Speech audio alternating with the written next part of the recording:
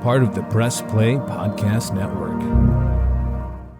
Hey, this is Chase Smith, founder and CEO of Press Play Podcast. You may have heard me on the Oranges Oranger Cleveland Browns podcast with Jeremy Powell, now wonderfully hosted by Holly Wetzel, Cavs on the Break NBA podcast with Sam Amico, or my own podcast, the Chase Smith Podcast. I wanted to take a few moments to talk to you about a brand new subscription-based podcast we're offering this football season, the Press Play Sports Podcast. This premium podcast feed will send all of the sports podcasts offered on the Press Play Podcast Network to one central feed. Yes, you can still follow and subscribe to all of our individual shows for free on every podcast platform. But if you wanted to consolidate your podcast feed and listen to them all in one location, the Press Play Sports Podcast is for you. I'm talking the Oranges and Oranger Browns podcast with Holly Wetzel and Jeremy Powell, Red Guy and Rhoda, Sabol Brothers on the Baseline, Cavs on the Break, the Dennis Maniloff Show, the Ball Card Show, the Premium Fantasy Podcast, a Swing in a Tribe MLB podcast, and the Tim and Shipe Show, a college football podcast, all in one feed. All 9 of our sports shows curated into one single podcast feed. Out the door, you're looking at $5.36 a month after tax. That's $5.36, just about the cost of a drink at Starbucks. And this is only offered on Apple Podcasts. You can't get this anywhere else. It's an Apple Podcast exclusive. Just go to the search bar and search Press Play Sports. It'll come up and you can subscribe from there. We're excited to offer this consolidated, curated sports feed for you to enjoy. And as always, thank you so much for listening and your support.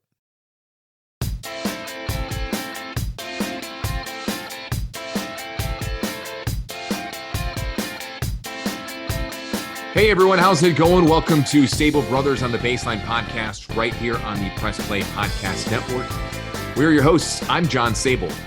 And I'm Scott Sabol. We both sound alike, so we had to separate this. Yeah. We sound like Dad too, but that's beside the point. But go ahead, John. Yeah, and you know, no one knows what Dad sounds like, but that's true because he hasn't been on the show. Should we get Dad on the show? That sounds like a good topic for a show. Yeah. We could talk to Dad about anything. Yeah, that's true. Very true. But anyway, maybe that I'm the better athlete of the brothers. Well, let's not get into that because we have another guest later on in the winter. I don't want to spoil it, but I have a few things we got to talk about off mic about that. But go ahead. Sounds good. All right. So you guys, thank you for joining us, by the way. And you can connect with us here on social media at John_Sabol. That's my Twitter, at ScottFox8. That's his Twitter, and at Sabol Brothers. That's our Twitter handle as well. Talking about athletes and being the better athlete, our guest for this episode is a better athlete than you and I combined, plus some, Scott. Correct. Yeah, he's this guest here. This running back has probably forgot more about football than we'll ever know in a lifetime. I mean, this guy is just tremendous. Way before my time, never saw him played before I was born, but definitely heard from him, from you, from Dad, and from other, members of the Cleveland Browns fan base. And of course, just looking up online and watching highlights on the old YouTube. Absolutely. And this guest is none other than Greg Pruitt. You remember Greg Pruitt back in the 70s into the early 80s. And we're going to talk with him about we're going to talk with him about a whole bunch of stuff. I think it's going to be really fun because I've talked with him off mic, off camera before, and he's got a lot of great stories. I'm really looking forward to this one. Yeah, we're going to go football. We're going to talk a little bit of fishing and hunting as well, reminisce of the old stadium and a lot more. This is a really cool interview, and I'm glad we got to have Greg on. Absolutely. So we're going to talk with Greg Pruitt right after this.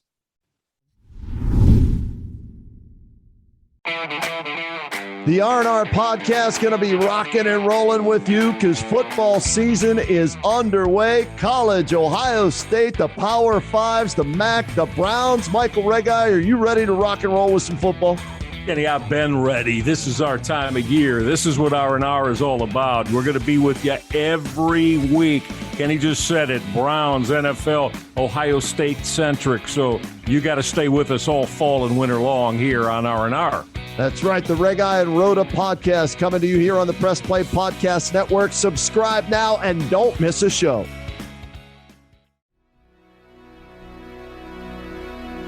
Hey everybody, it's Sam Amico from Cavs on the Break NBA podcast. Be sure to give us a listen for all your Cleveland Cavaliers recaps, analysis, breakdowns, draft talk, free agency. The list goes on and on. Give us a listen, Cavs on the Break NBA podcast. Hi, my name is Jeremy Powell, co-host of the Oranges Oranger Browns podcast. Check us out anywhere you listen to podcasts. For all your Browns coverage, post-game, pre-game, anything you need Browns, you'll find it here on the Oranges Oranger Browns podcast. Hi, this is Maria Gincola with Mindful MMJ Ohio. Did you know that medical marijuana has been legal in Ohio since 2016? If you have one of 25 qualifying medical conditions, you can obtain your medical marijuana card today. The most common conditions are chronic pain, including migraines and back or joint pain, PTSD, fibromyalgia, spinal cord disease or injury, and cancer. If you or someone you know is interested in learning more or to find out if you qualify, visit mindfulmmjohio.com and fill out the short pre-qualification form.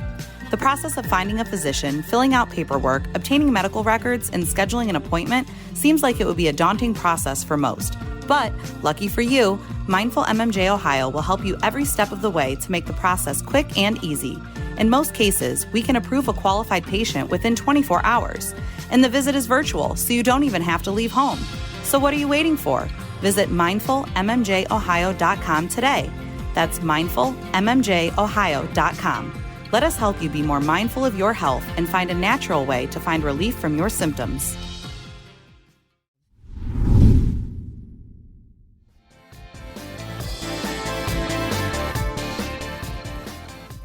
Welcome back to the Sabol Brothers on the Baseline podcast, part of the Press Play Podcast Network.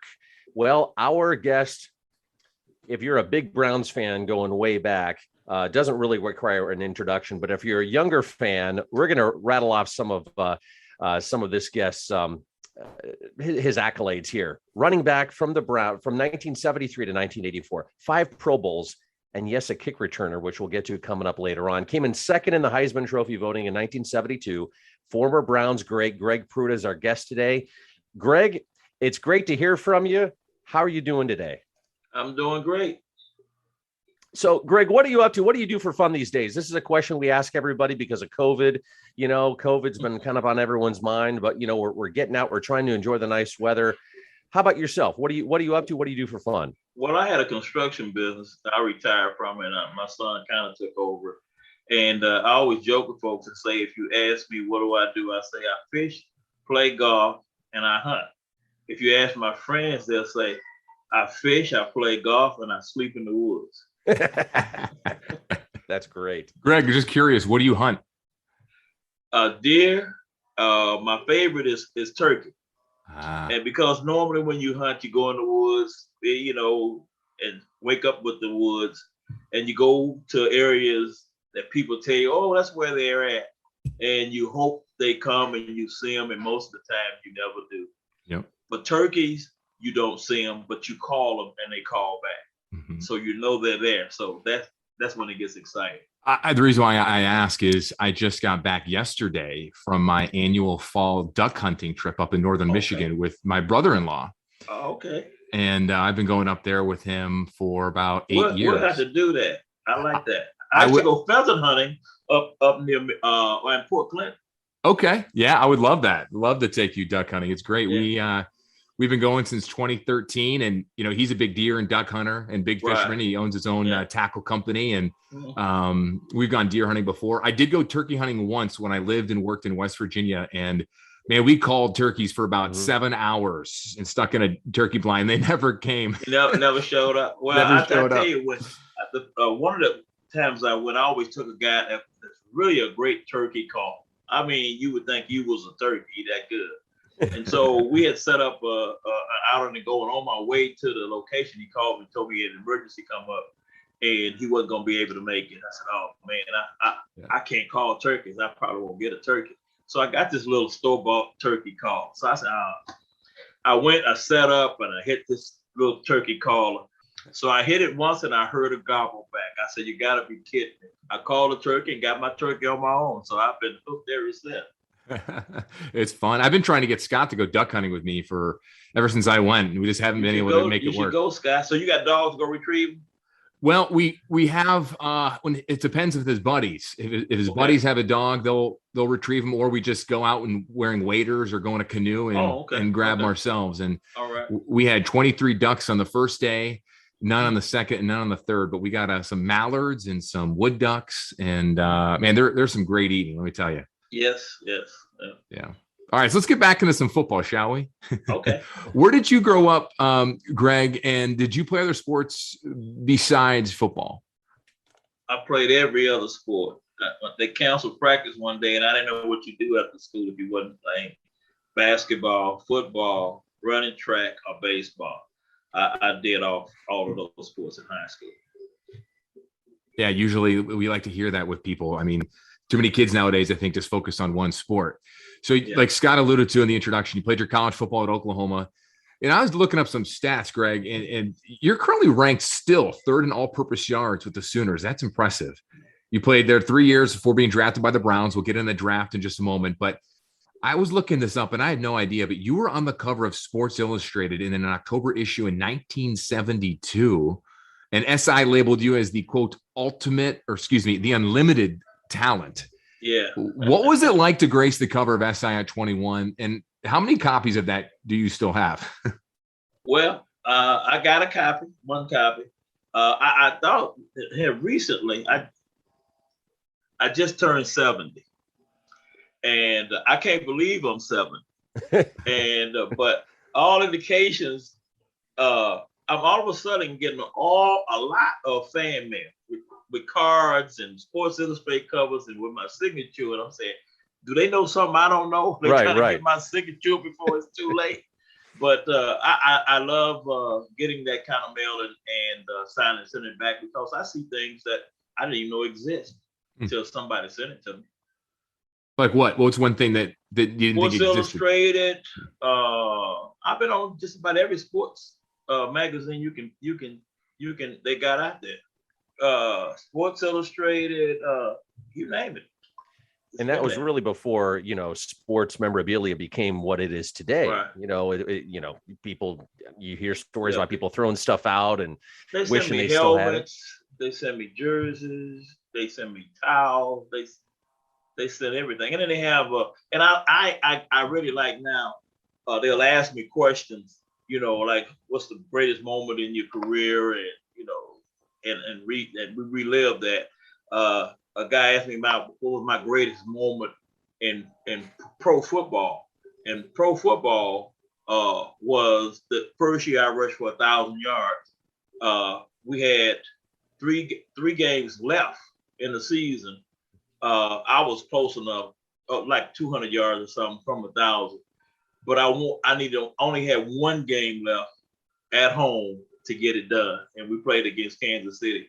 I ended up getting 214 yards. Wow. And I got a standing ovation, which is what I expected, and I was not surprised at all. That's one of my greatest moments as a Cleveland Brown player. Do you still have your original copy of that SI cover in 72? I don't know if it's the original, but I have one. Very cool. I always like to know those little things, Mm-hmm. I love looking at it. I know our listeners can't see this, but on the Zoom call here, we see behind you. I mean, you have stuff framed. I love the man cave in your basement. You got stuff from obviously your playing career and some jerseys in the background. That's really cool to see. Yeah, I have some of mine. I have a Jim Brown jersey, a Leroy Kelly, a Marcus Allen. I have all those guys. I didn't win the Heisman, but I won just about all the other trophies we could win. I thought that I should have won it, but I didn't. But even to be in the final of it is amazing to me. So, Greg, real quick here, who dusts all that stuff? Because my stuff in the basement. Me, you're looking at it. Oh, you're okay. Good. Hey, some of the trophies, Doc, I give you a tip. Some of the smaller things, you just put them in your dishwasher. Oh, really? Keeps them clean. Yes. What do you put in the dishwasher that's sitting right there? Well, you got some of the trophies got glass bases. I got trophies with the glass base. You put them in, they come out like brand new. Oh man, that's awesome. I'm not going to tell my wife that, because then she's going to throw all my stuff in the dishwasher and then it's not going to come out right. So Greg, the Browns drafted you in the second round. You were the 30th pick, but you only weighed 177 pounds. Is that right? Well, actually, I weighed 172 pounds because I hit a 5-pound weight up under a towel. When we came up for media day, when they introduced all the picks to the fans, they made you strip down. We wore we put a towel around us, and so I had a 5-pound weight on the screen.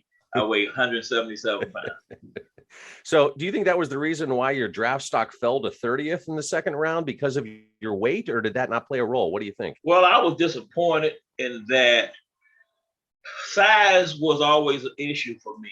All through my career, I just never passed the eye test, I guess, to a lot of the coaches. But I was disappointed because my college coach, Chuck Fairbanks, got the head coaching job for New England. I just played for him for 3 years, and he knew if I was big enough. He could answer that better than anybody. So he had 3 first-round picks. So I just knew I was going to New England because I knew that was the only question mark that was out there. Well, he took Sam the Bam Cunningham. I'm trying to think of the tackle from Alabama. He was good for a long time. And a receiver, can't think of his name. He got paralyzed. He was paralyzed, the one that got hit by Jack Taylor. Okay. But anyway, I thought I was gonna be a first round pick. I was a journalism major, so I had access to what came over the line. I had already planned this party. I was waiting for it to be official, and I had just started playing golf. So I didn't really like golf, but I found out on that day the back nine was a great place to hide. Because after the first round went and gone, I didn't know what round I was going to go in, and I didn't want to face the music. So some reporter, he found me and told me I had just been drafted by the Cleveland Browns. And I mean, I can't tell you how I felt after I heard that. Wow, I was excited about that. So I just hear you were a journalism major. So let's go back, to the early 70s. Let's say football disappeared on right before the draft. And was journalism something you really wanted to pursue? I mean, let's say football didn't work out. No, actually, I was a business major, but I couldn't pass some of the math. That was a requirement. Oh, okay. So then journalism was a course that I could see how I could pass and get a degree in. Yeah, it's funny. The ongoing joke within journalists and broadcasters, with the exception of Scott, because he's a meteorologist, but me as a sports anchor and reporter and everything, we took journalism because we can't do math. That's true. Yeah, people that write aren't great at math typically, but unlike Scott, who's great in both. Right. So Greg, the Browns have a rich history of running backs. Jim Brown, yourself, Marion Motley, Leroy Kelly, Ernest Biner, Eric Metcalf, now Nick Chubb and Kareem Hunt. The list goes on and on. Right. When you were drafted, did you feel any of pressure or anything of following in the footsteps of guys like Brown and Motley, people like that? Did you feel any pressure as a player like that, as a young kid coming out of college? Well, the only guy that I had heard a lot about was Jim Brown. And as kids, we watched TV and we saw a lot of Browns games. And I remember watching Jim Brown. The Browns played the Giants, and that was a play. Jim Brown ran a sweep to the right, and everybody thought he was going out of bounds. And he got to the sideline. He planted his foot, dropped his shoulder, and he ran over the defensive back that came up, ran over another guy, and went for a touchdown. We just got all excited about that. And after the game was over, everybody went out. Everybody wanted to be Jim Brown, so we pulled straws. And I had a friend named Charles Law. He won the straw, and so he was going to be Jim Brown. So we go out and we play, and we're playing tackle. And he's running a sweep. He has a touchdown. And you can see him slow down and try to reenact what we had just saw on TV. 3 guys hit him. We broke 2 legs and an arm. So all these years later, I get to play golf with Jim, played a lot of golf. And so I was asking Jim on one of those occasions, how did it feel for so many people to know him? And people always talking about Jim Brown. And he was saying, well, it feels good. So then I told him, I said, I know one guy don't like you at all, Jim. And he said, well, what you mean? And I told him the story. I said, this guy, got the stroke, got two legs and an arm broken. He don't like you at all. And he looked at me. He said, He said, that shows you one thing. I said, what? April 1, Jim Brown. Oh, and yeah, you're right. Only one Jim Brown, man. Yeah. I think he gets lost in the greatest of all time player conversation nowadays because of what Tom Brady has done. I know we're all biased, being Browns fans and a good friend as you are to Jim Brown. So during those 70s, pretty lean years for your Browns back then, Greg, in your 9 years with the Browns, 4 winning records, 1 playoff spot. What do you remember most about those teams, despite maybe the amount of wins that you would have loved? Well, my favorite team was the Kardiac Kids. And, when I was at Oklahoma, we had a lot of confidence in ourselves as a team. We never felt pressure when we played other teams that were as good. We thought the games would be close, but we thought ultimately we would win those games. And I never had that feel again in the first couple of years with the Browns. And then Kardiac Kid years came, and that came back. We didn't know how we would win the game, but we knew we would win the game. We didn't know who would make a play to win the game, but we were going to win the game. And so we actually put pressure on the defense because most of the defensive guys would come in prior to the game and say, y'all ain't coming back on us. We beat y'all and all that. But we always did. So that was one of my favorite games. It didn't end the way I wanted it to. I was upset that we lost the game we lost because in the end, a field goal would have gave us a chance to beat the Raiders. And we were like on I want to say the 15-yard line, 13-yard line, and a field goal was enough to win that game. And we went for it one more time, and they intercepted the ball, and we never got there. But I think if we got, and in fact, that team that because we did what we did and got a victory out of it, went on to win a Super Bowl. The Raiders, they were the first wild card team to go on to win a Super Bowl. So, Greg, early on in your career, you start out in the early mid-'70s. You went through a couple of coaches with the Browns, and then Sam Rutigliano, who for me, at my age, he was the first coach that I remember as a little kid. Tell us about Sam. He's still around. We see him on commercials. He seems like a great guy. Tell us a little bit about him as a coach. Well, I think, when I first came to the Browns, it was Nick Scorich. I wasn't a part of the Browns list of draftees. I heard that Art Modell stepped in and told the Browns to draft me.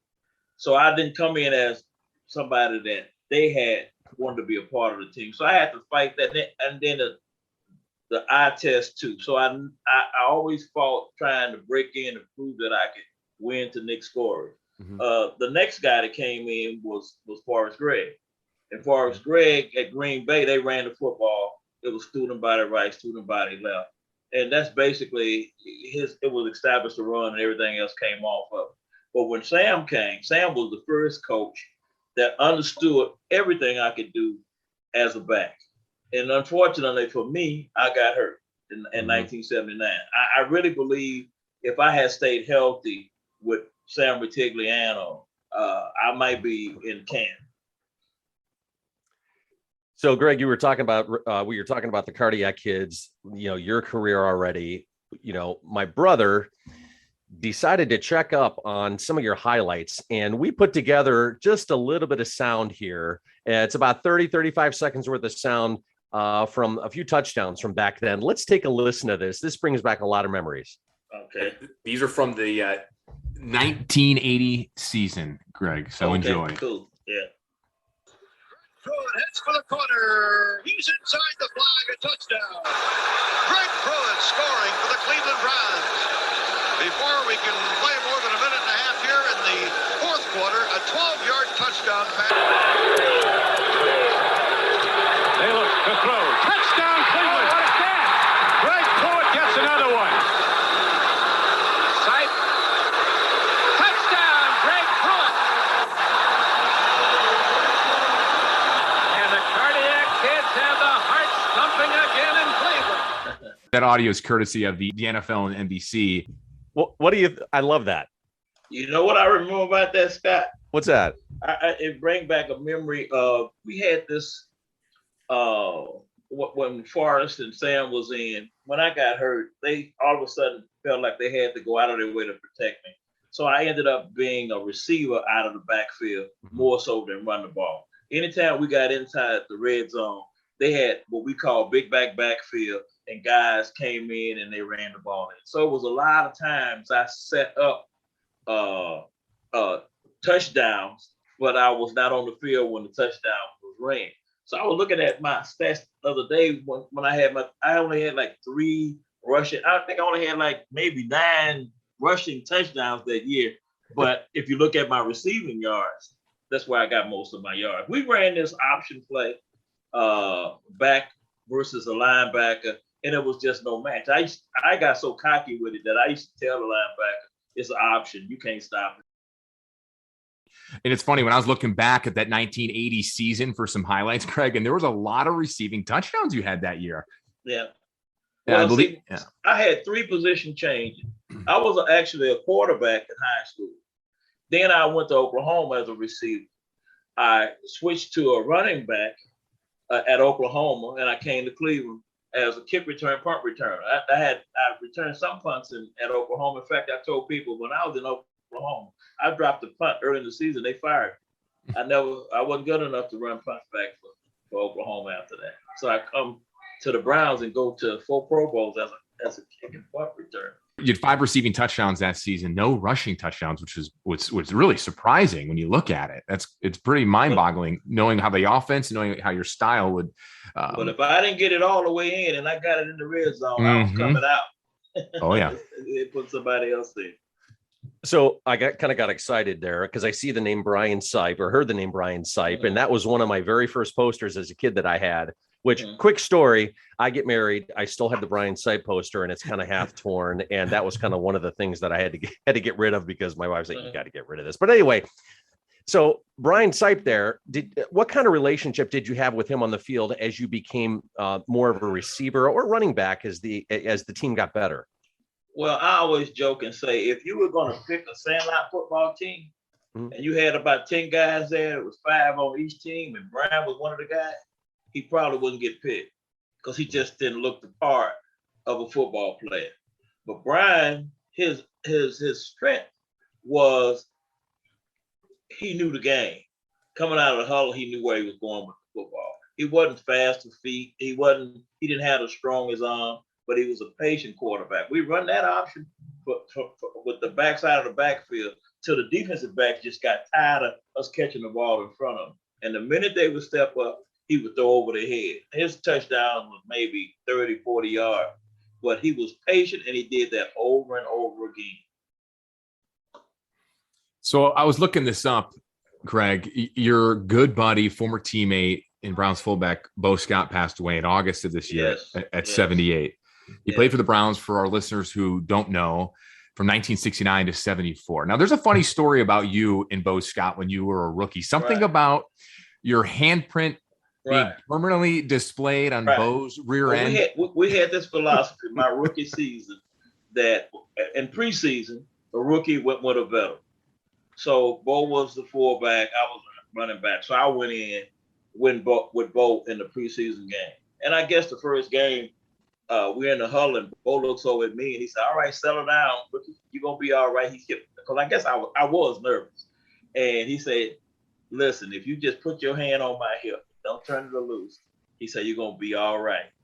And he was right. So all these years later, even as we retired, the first time I saw him after we retired, he walked in one of the games, and I walked up to him, hugged him, and I spin him around. He said, "What you doing?" I said, I'm trying to see if my handprint is still on your butt." Oh, man, that is great. Now, when I look at clips of you and highlights, the ones that we just watched or listened to, the ones that I was watching earlier today, you were around before my time, but I, of course, always knew you from my brother and from my dad.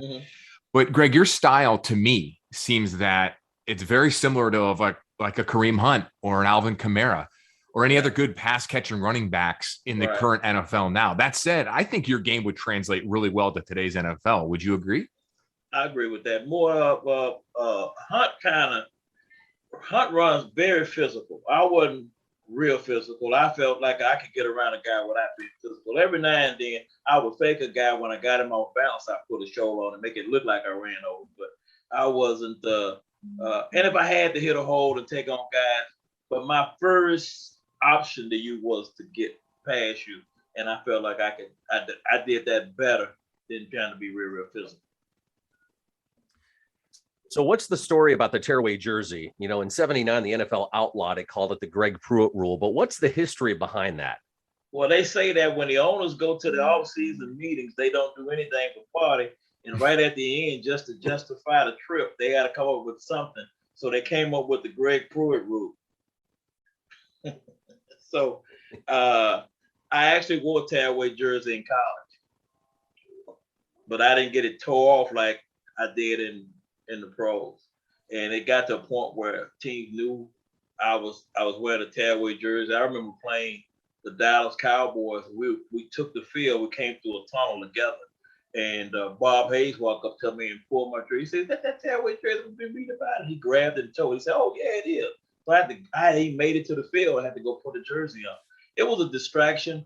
It was 100% cotton, real thin, and it was designed to tear. Now, in Cleveland, when it gets cold, people don't go out in T-shirts. So I hated that jersey when it got cold. It was a distraction. And when they tore my jersey off, they wouldn't. The defense got to a point where they would just tear my jersey if they thought I was going to be involved in that play. I thought that should be an unsportsmanlike conduct and a flag on the defense, but it wasn't. They would give me 30 seconds to go change my jersey, get in the huddle, get the play, and run the play. And so to me, it was a distraction. So when it left, I was not upset about it leaving. So was the jersey just a regular jersey, just thinner material, or was it actually? Yeah, it like was Velcro? 100% kind of. Yeah, no, it was a thinner material, but you got 250, 300 pound people grabbing that. So we used to, I used to take a pair of scissors and start a tear in the neck or start a tear on the sleeves, and that was enough when they grabbed it. So you were like Hulk Hogan before Hulk Hogan. Right. All right, so we're going back in time here, you know, a little nostalgia and reliving your glory years, but this is going to be a little tough. Walk me through what you remember of Red Right 88. I know you were on the sidelines when it happened, but I mean, you had to feel somewhat hopeless, right? Well, I'll ask you first. Do you remember the movie with Burt Reynolds, The Longest Yard? Oh, yeah. Yes. You remember that? You remember that at the end, it got in slow motion and he's running. Well, that's kind of what happened with us. We had a lot of packages, like I told you in Red Zone. We had a big backfield where the two big backs came in and they ran the tough yards. Well, in this game, we got the ball to the 15-yard line. They ran a 70 dig, which is a flag route to me. I caught the ball to the 15-yard line. So when I get up and come back, I'm being substituted by Cleo Miller and Mike Pruitt. So I know what's going on. We're on the 15-yard line. Don Cockcroft had missed two field goals. So they had discussed on the sideline which hash mark he wanted the ball to be on. So when the two guys came in, I thought they were positioning the ball to whatever hash mark he asked them to do it. So I go to the sideline and they have these heat benches. But in order for it heats your hands when you sit, but it doesn't do anything for your toes. You have to turn around and stick your toes in the slots, which puts your back to the field. So I put my toes in and I got my hands in them. And we actually over there talking about party. You know, when this is over, where we going to party and what kind of party time this going to be tonight. And when I said that, the guys kind of like all looked past me because my back was to the field. And when I turned, I saw what they saw. We all said at the same time, don't throw that ball. And he threw that ball and it was intercepted. And it was, I had been cold. It was 38. It was 38 below that day until that moment. I wasn't cold no more. I was hot. You played your first 9 seasons with the Browns, of course.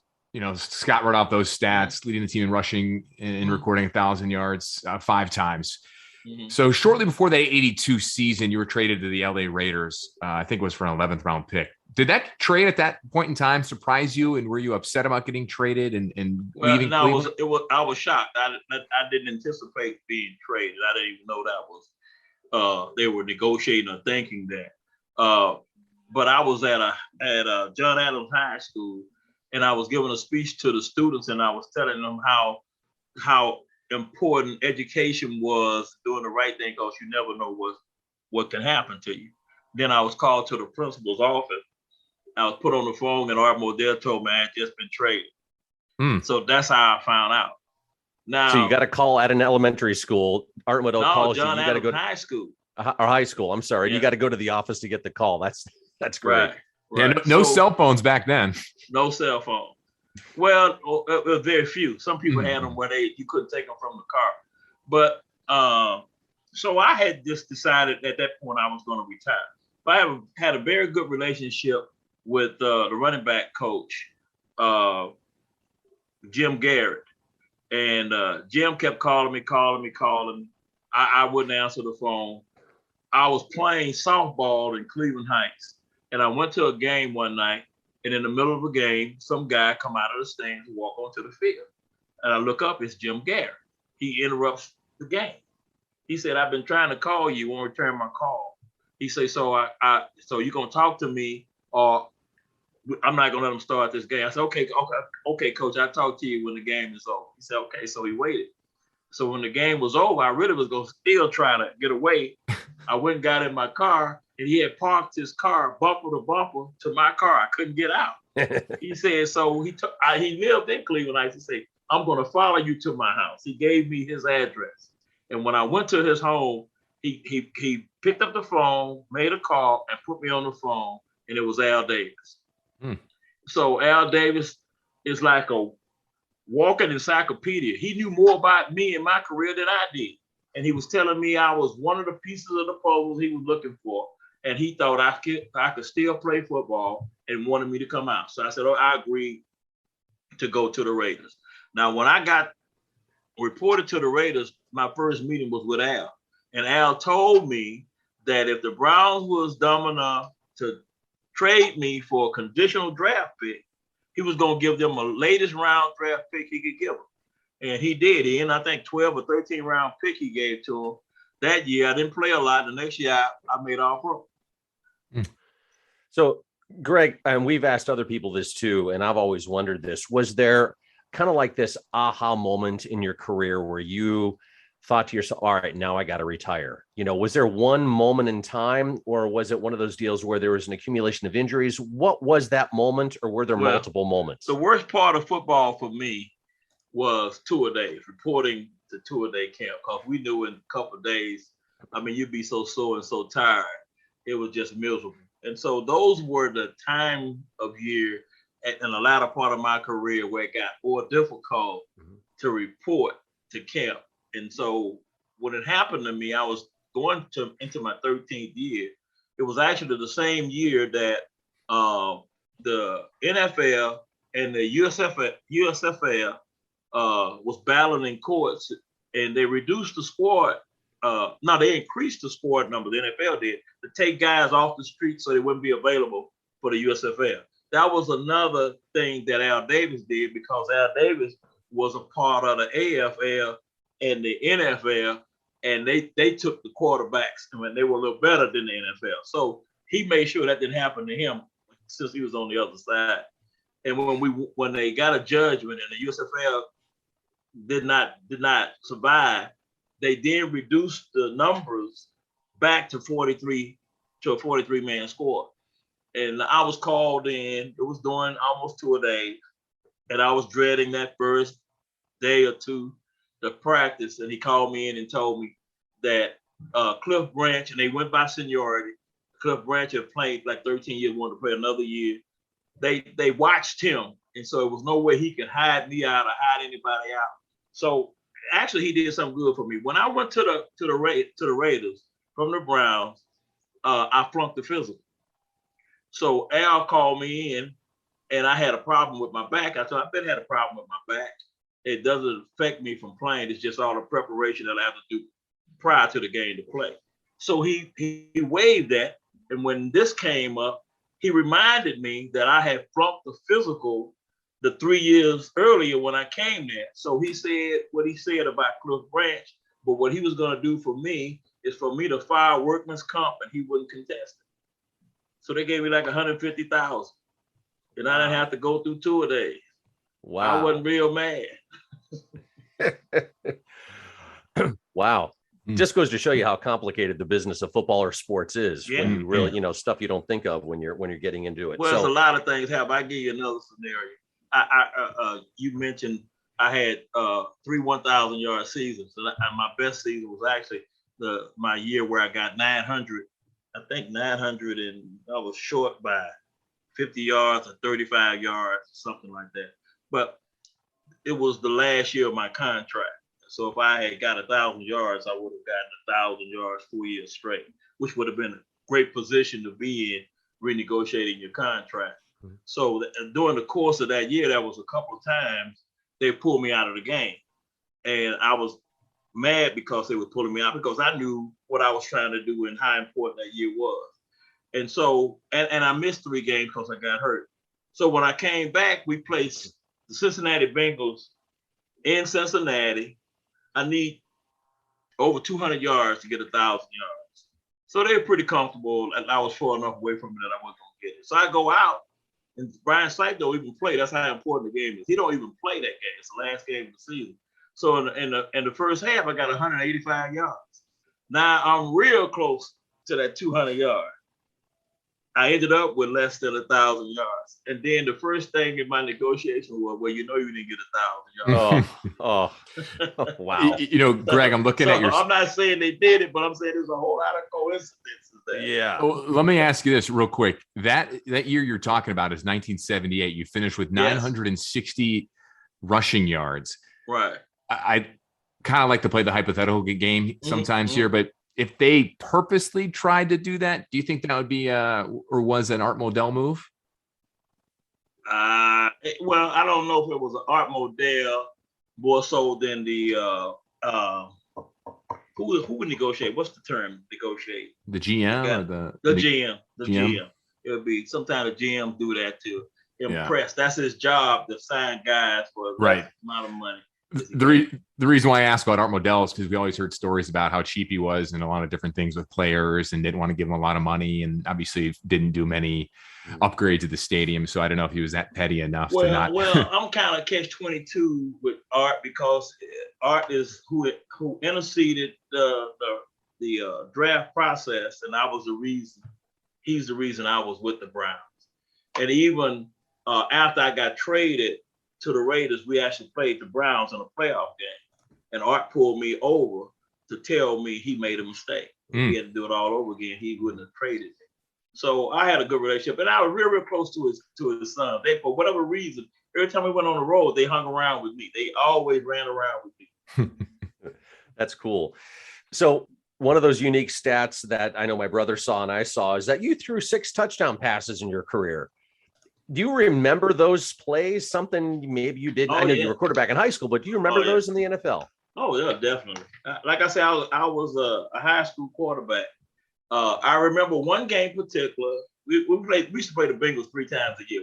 People don't know we played them in regular season at home and on the road, and we used to play them in Columbus, which was neutral ground, in a preseason game. So we knew a lot about each other. So, and I got to know a lot of those guys. So they had a defensive back named Lamar Parrish. Lamar Parrish, he ran his mouth from when the game started all the way to when the game stopped. So we were in a pregame warm-up.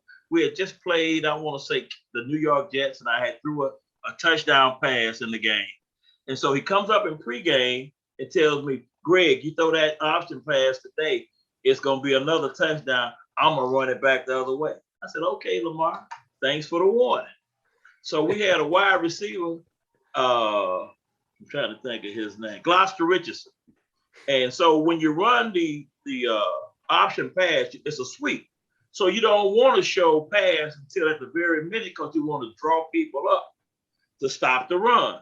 So I said, after Lamar warned me that he had been waiting on it, I told Gloucester, I said, Gloucester, this is going to be a real sloppy fake. I want to show pass right away because I want Lamar to know. I say, but on that option pass, the receiver runs a flag pattern. So we're going to run flag. You're going to take 2 steps of the flag, and you're going to go the other way. So they call a play. I drop my hand. I see Lamar running the flag pattern better than Gloucester's running the flag pattern. But Gloucester ain't there because we had changed the play. And all I could hear was him curse. I can't say it on TV. He screamed it out loud, and we got a touchdown in there. Oh, that's good stuff right there. Well, let's talk about actually one more question, because I always, in my basement, I have pictures of the old stadium. And every time I look at those pictures, I remember going to Browns games and Indians games. And, you know, it has a special place in Browns Indians fans because it was around. It was just, nowadays you look at it and it's kind of a dump, to be honest with you. But what any unusual stories about the old stadium, playing or going through the place? Well, I'll tell you a true story. My rookie season, we played the Steelers. They didn't tell me how much they hated the Steelers. I didn't know it was that big of a rivalry. If they said Oklahoma, Texas, or Oklahoma State, I would have got it. But Leroy Kelly was starting, so it was Leroy Kelly's problem. Well, the week before Leroy had sprained his ankle, he played anyway. He tried to play, and a couple of times he would have to come out of the game. And sometimes they show this as a highlight with Mike Phipps, the great escape, where he misses all these Steelers, and then he comes out and he throws a pass. But the pass he throws it to me. I take the ball down to like the 18-yard line. It's at the end of the game. We got maybe one more possession with the ball. We don't get it done, we're going to lose that game. So we run a sweep to the left with Gene Hickerson, and I just get in, and we win the game. So when we win the game, the people hit the field like we had just won the Super Bowl. And now I'm a rookie, the lights coming on. Dang, you know, this is huge. And I'm the one that ran the touchdown. So my first thing was I was going to be on TV. So in the old stadium, Scott, this is why you remind me, in the old stadium, we shared it with the Indians. Mm-hmm. And so we took the field through the baseball dugouts. Right. And so all these people are all over the field. They patting you on your shoulder pads and your helmet. I tell people, I say, listen, you got 5 or 6 people patting you on your helmet. That's cool. When you got like 1,000, that's a beatdown. So I'm panicking and I'm trying to get off the field, and I look up and I see the dugout. So I run over to the dugout. When I get to the dugout, I'm watching them rock the goalpost, trying to pull the goalpost down. And I'm saying, this is huge. So now I'm starting to ask myself questions I think the reporters are going to ask. So I already have my answers. I sound decent.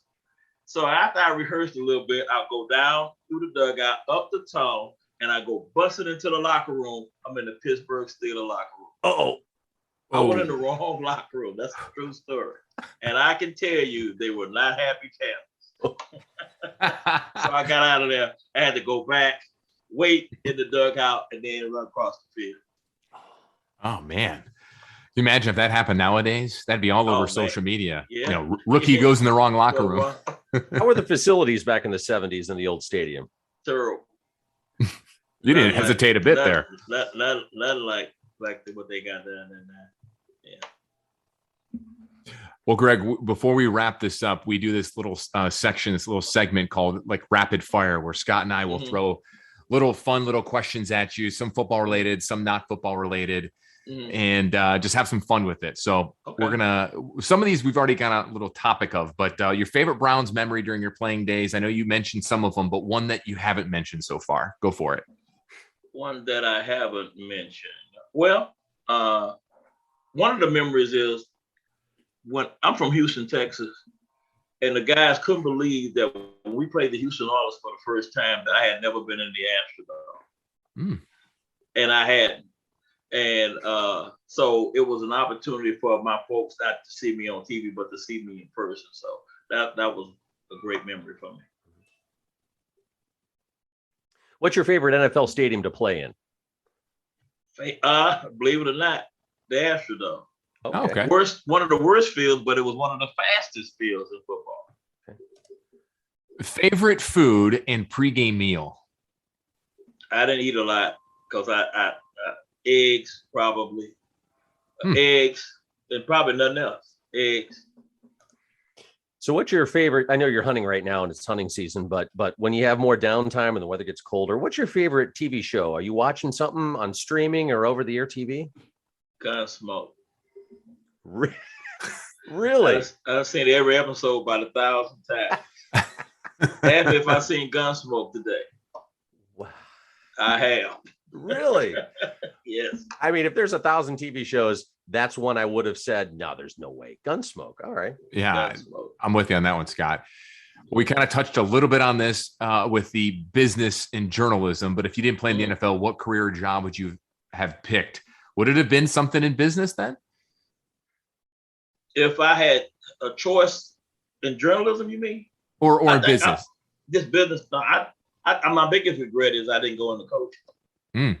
I had an opportunity, and actually the Raiders hired me as a scout.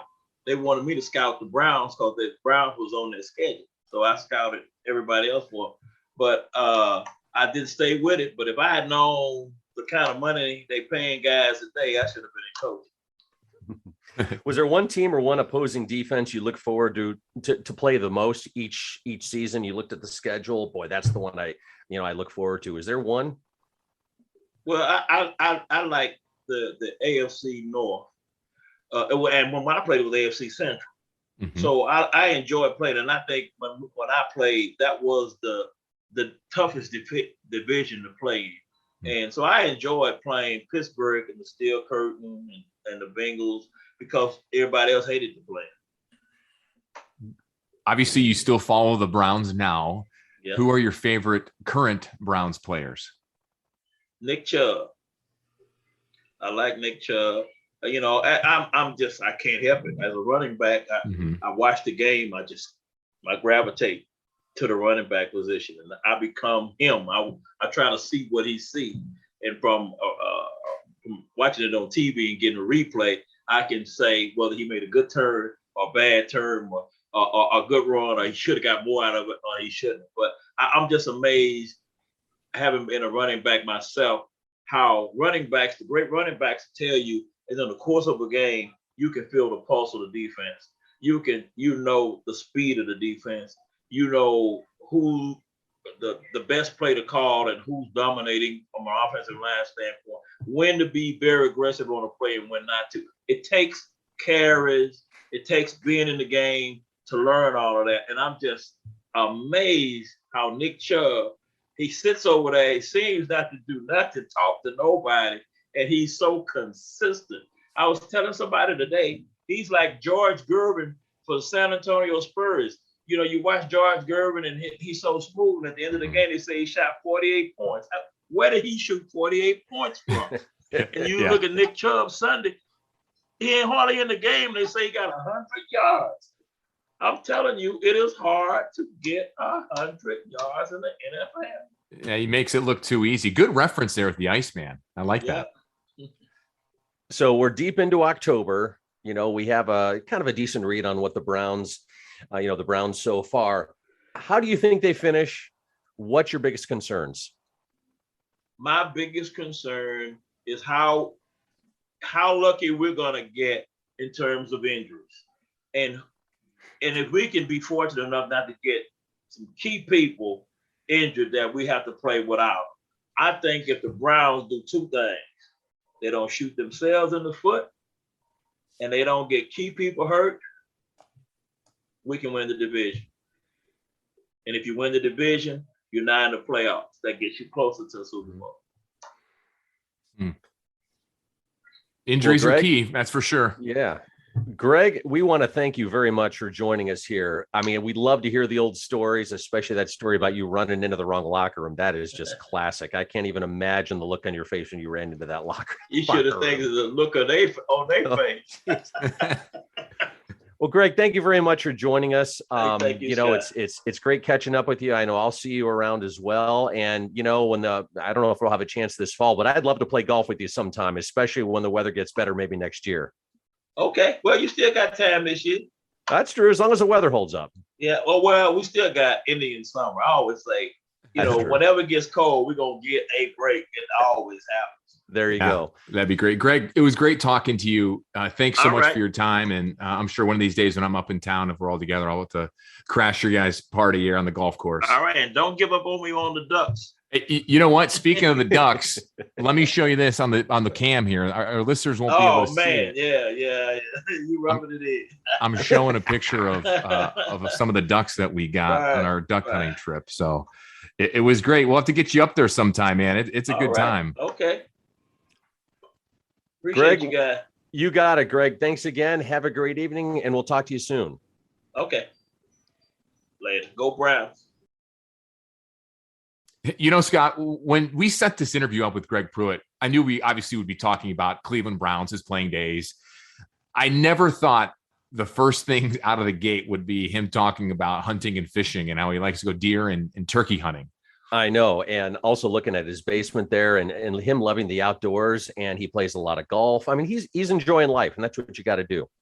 You got to do that. And I know you listeners out there couldn't see his basement, but behind him, he just had a couple trophies and some other, personal memorabilia that he had over the years. Had a Greg Pruitt jersey in the back. And, any young fans out there for the Browns, definitely look him up, look up his videos on YouTube, like I did on some of those highlights. And I'm telling you, he has a Kareem Hunt / Alvin Kamara style to him.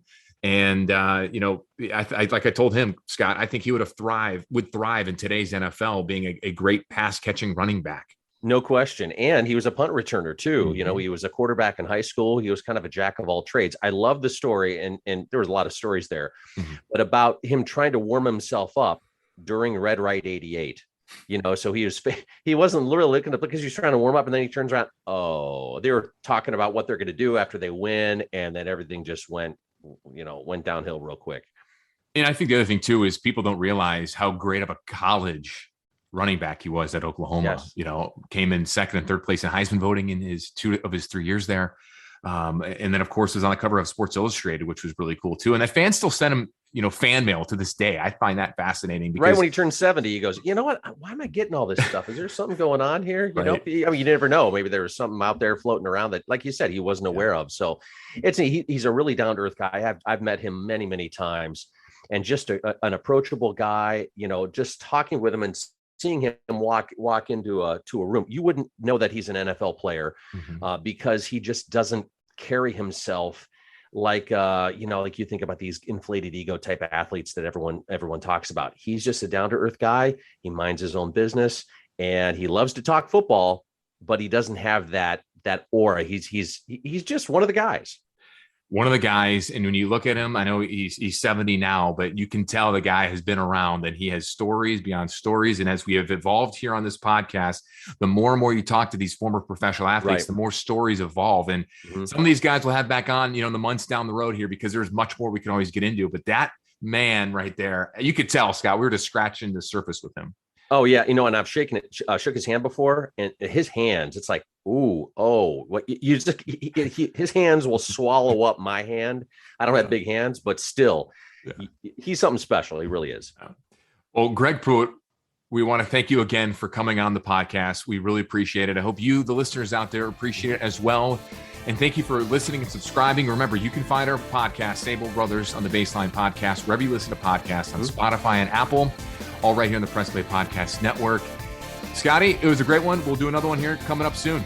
We will. Looking forward to it, John. We'll talk to you later. All right. Thanks for listening, everyone. We'll talk to you soon.